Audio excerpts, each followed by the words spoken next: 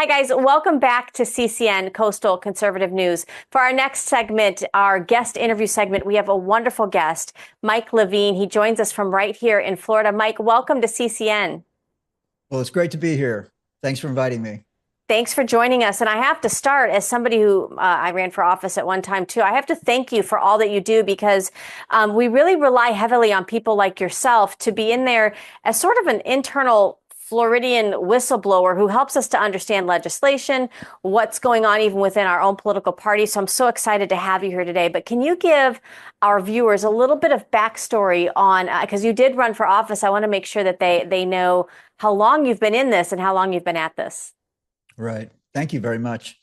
Well, I'm a business person. I'm a real estate broker, and I have a background in hospitality. I grew up in Orlando, so I've been in business a long time, and I'm a realtor, and I served on the board of directors of the Florida Realtors for 12 years. I'm a past president of two different realtor associations here in Florida, and the realtor organization is a very political organization. Yeah.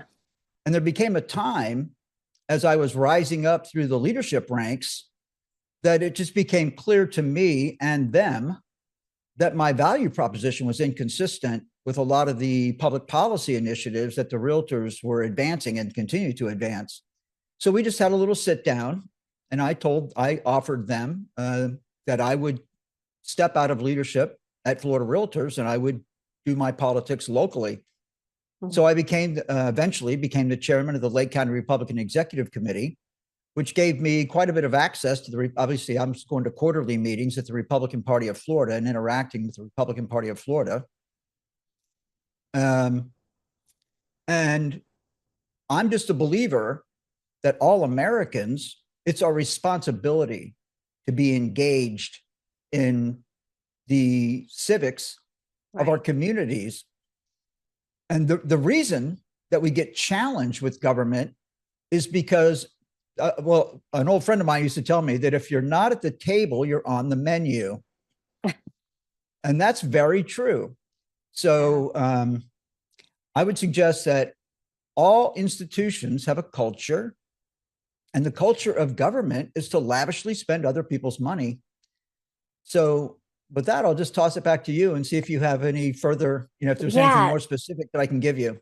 Well, what I love about this, Mike, is that you kind of saw behind the veil, right? By being able to be at the table for the Republican Party of Florida and as an REC chair, you've actually used it to do good things, but not every county can say that. I know here in Sarasota County, we've had some issues. So I do want to know a little bit more about what you think that culture is like in the Republican Party of Florida, and how did it affect you as somebody who then decided to run for office? I mean, were you welcomed with open arms, or? Quite the opposite, actually. And, this is another major component. And from my perspective, I'm surprised that everybody doesn't really get it. Yeah. But, government, take a look at your government budgets. I think the state of Florida has a $125 billion budget. I checked with my county commissioners and the school board here in Lake County. I think both of those institutions run about $850 million a year. So that's a $1.7 billion budget just for the school board and the county commission. And that doesn't include the taxing authorities that are the 14 cities in Lake County. Plus, there are other taxing authorities in the state of Florida and in Lake County. So the amount of money that we're talking about is massive. And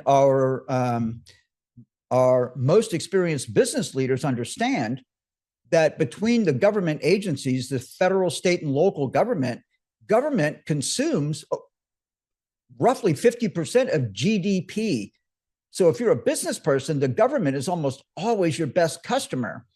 So anyone who tries to get in between the government and your stakeholders in your community who hold government contracts, you are a target, because you are the worst enemy of the people who are manipulating the government for contracts and money. And I'll toss that back to you, Michelle. So this actually perks my ear because it sounds a lot similar to kind of how DOJ is auditing all these bureaucrats federally. It's almost like we had seen that on the local level. I know running for office real quickly, they decide, which are you going to be for us? Are you going to kind of a little bit more of a puppet? I hate to say that. Or are you going to be somebody who's going to ruffle some feathers and they decide real quickly which side you're on? Doge has made it almost popular to for the American people to understand that we do need to audit and hold our government responsible, especially unelected bureaucrats.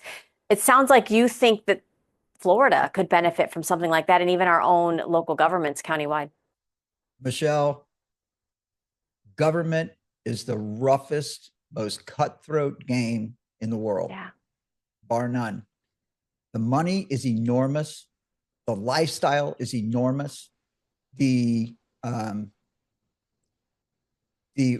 public recognition is off the charts. Our leadership becomes celebrities, and it's even it's very difficult to walk away from. So I would just suggest to you, I mean, take a look at Congressman Dan Webster, longest serving public official in Florida history. He and his family know that he is beyond his best days. You know, everybody can have their own opinion of Dan Webster, whether they like him or not. Most people love Dan Webster. He's a long-serving Christian, public servant. But the fact of the matter is that there are people who serve the constituency better in government, and Congressman Webster just doesn't want to walk away. It's it's too much. He enjoys it. He has built his self-perception revolves around public service. So he doesn't want to walk away from that. And I understand that. But this is the key point. Everyone in government should be concerned about our constituents. But of course, now keep in mind, the government is a special interest. And then there are other special interests in every jurisdiction, whether it's a municipality, a county, the state, or the federal government. There are other special interests. And they're business people. The people running the government are business people. The people running the special interests are business people. They sit around the table and they say, how can we make this work better for both you and me? But the interesting part of it is the government is a taxing authority. They have a legal right to take our money. So when they sit around the table with special interests, they're sitting around the table with your money. Now, when you run for public office and you interview with these special interests, they ask you very specific questions. Will you support appropriations to fund my cause? Yes or no? And then we have to have most politicians want the endorsement. They want the political contribution. So, I mean, they're on the hot seat. Political candidates want to agree with special interests. But when you're sitting, like, for example, I interviewed with the Florida Chamber of Commerce, and they started asking me some questions that I knew that they wouldn't like the answer to. So I prefaced my answer with, ladies and gentlemen, I fully understand that I'm sitting in front of the Florida Chamber of Commerce. I know who you are. Yes. I know that I'm on the record right now. So don't think that I'm being naively saying these things to you. I know exactly what I'm saying to you. And this is the answer to your question. And it was amazing how refreshing it was for them. Yes, they actually enjoyed knowing that I wasn't pandering. I had the same conversation with the Florida Ag Coalition. I had the same with, let's see, I always get their name, Affiliated Industries of Florida, I believe. Another big special interest group that covers multiple industries. Like, for example, the Florida Ag Coalition is an umbrella association that serves 24 agricultural associations in Florida. And all 24 of those associations had their presidents at the table when myself and other candidates who were interviewing during that interview period were there. They were very interested. This is the well-being of their industry. Right. So this is crucial for them. But the interesting part about it is that everyday people do not have people advocating for them. I want to say one more thing before I turn it back to you, Michelle, and that is this. So in all of the counties, we have jurisdictions that are incorporated as cities or towns, and then we have other areas that are unincorporated. The cities and towns lobby for the interests of the local government, of the municipal government. people living in the county have no representation. So then you look at the relationship between cities and counties, and on a good day, you'll get a county commissioner who understands that, like, for example, in Lake County, I'm not sure how current this is, but not too long ago, 50% of the people living in Lake County lived outside of cities, municipalities. So the people that are living outside of municipalities get no representation at all. So as I said before, it's very true, very appropriate. If you're not at the table, you're on the menu. So as our state representative, yeah. So just to wrap, as our state representatives go to Tallahassee, for example, appropriations are awarded to people who lobby the government for appropriations. If you don't lobby the government for appropriations, you don't get funded. You're not on the list, right? So your tax dollars get used to support other interests. Michelle. And this creates it sort of a closed circle that we joke. It's not a joke, but we joke about the fact that we have selections, not elections, because you really have to be completely. And I loved, you gave me an analogy during the week, Mike, and I loved it because you have such a business mindset. But, maybe you can explain it better than I can about how, you would grow a business, but you really don't want government to operate in the same way. Exactly. And, Doge is a classic example. And yes, I think that the state of Florida needs Doge. I think that all the counties need Doge because again, let me say something. Every institution has a culture, and the culture of government is to lavishly spend other people's money. Okay. So we said people in government sit like little kings and queens, and this is a beautiful cause, and this is my friend, and they're such beautiful people. So we're going to give money to their NGO. Right? Non-governmental organization. That is the mindset, right? So again, as a business person, you want to grow your business as big as you can get it, theoretically, or in most cases, and you want to be as profitable as you can. But the actual best use of government is to minimize the size of government. So here, I'll encapsulate this in a nutshell.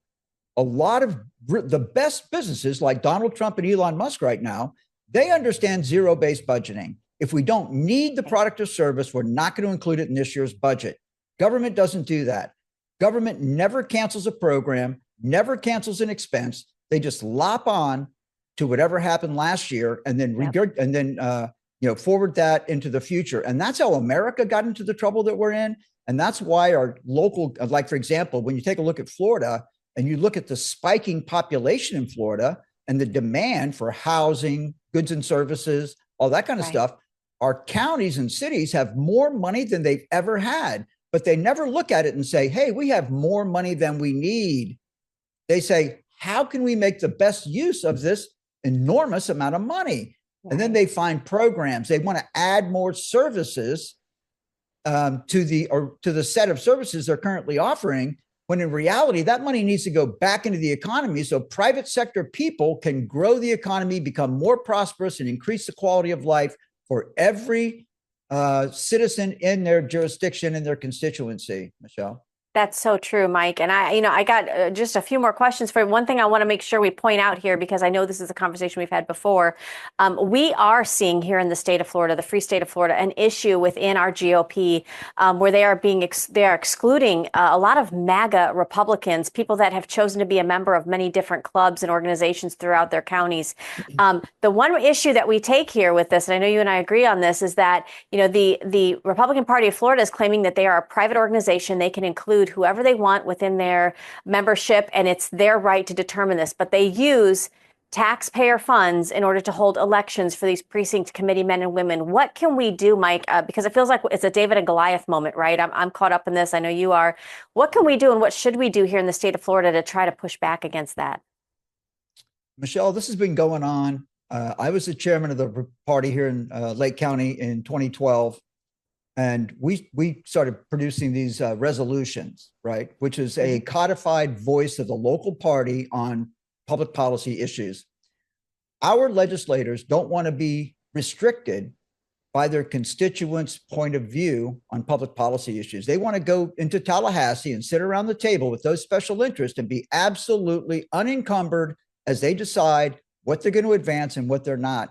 So this is a war and I'm saying to you that with technology, what you're doing right now, thank you very much for having me on. This is how we win. Yeah. Because there's more of us than there are of them. They know for sure. It's not ambiguous. It's not a misunderstanding. They know that they're not serving our interests. And until we remove these elected officials and put people in place who will serve their constituents, who care about working families who do not participate in the process, we in America, we have been spoiled, and life in America has been pretty good, even though we weren't at the table. These elected officials know that. So the point is that for me, I talk to elected officials, Republican Party of Florida people, business people all the time. We all agree that having more information when we approach decision making is better. Yet, our elected officials don't want to learn from the intelligent opinions and knowledge base that their constituents have. So in the local RECs, when we write resolutions and study the resolutions, debate the resolutions, wordsmith the resolutions, and codify them into formal opinions of our local Republican executive committees, that should actually help our elected officials do a better job serving their constituencies. But the Republican Party of Florida, and I would suggest all the way up the food chain, doesn't want to hear it because they don't want to be burdened and restricted by the concerns of their constituents. That's a real problem. It's a fundamental problem. I would say to you that it's an existential problem, and why the United States of America is in the situation that it's in. And it's why DOGE, the Department of Government Efficiency, is going to demonstrate that 50% of our discretionary spending is not necessary at the federal level. And then when we drill down into that at the state and local level, we'll find the same thing. Absolutely. Michelle. And Mike, this is why, first of all, there's no mistakes with God. I know there's a reason why we connected. And I think I jokingly say that they would have been better off giving us a seat in the legislature, because now we've just got all this free time. And I'm excited to see what moves forward, because we are waking up people, Mike. We've got people like yourself who can communicate the task at hand and how we can actually change the culture here in Florida. It's no different than the federal government. We copy and repeat right here in the state of Florida. No different than it is nationwide. Thank you so much for joining us. But I want to make sure that you can let our viewers know, where can they learn more about you? And I think you have a great Substack as well, right? I think the best place to follow me right now is on X. So it would be x.com/@MPL_FL. At MPL_FL on X. Wonderful. Mike, this is just the beginning. We've already talked off camera. I'm excited for what's to come in the future. Thank you so much for joining us here on CCN. It's a pleasure. Thanks for having me. Thank you.